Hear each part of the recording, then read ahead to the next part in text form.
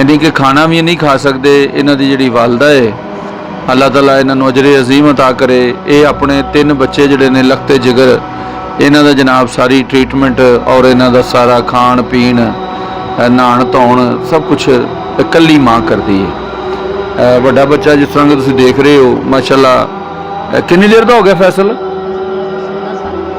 16 सालों का हो गया जी वड्डा बच्चा। नाज़रीन, इन्हां दा इलाज जिहड़ा असीं करसे तो पाकिस्तान के बड़े नामवर अवार्ड याफ्ता डॉक्टर ने डॉक्टर खालिद जमील साहब, उन्हां कोलों इन्हां दा इलाज जिहड़ा पिछले 2 साल तो अलहमदुलिल्लाह जारी है।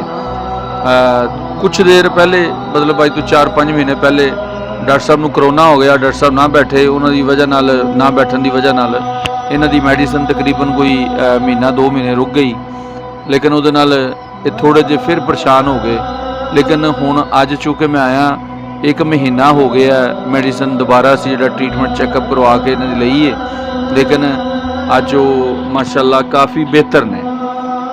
बेहतरी का मकसद है वे कि डिसेबल ने बकौल डॉक्टर साहब दे कि इन्हां दी जिंदगी च आसानियां जिहड़ियां ने वो लिआंदियां जा सकदियां ने।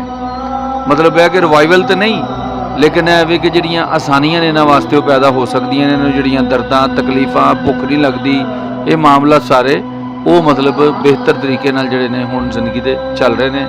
और इंशाअल्लाह सिलसिला इन्हां नाल साडा जुड़िया रहेगा।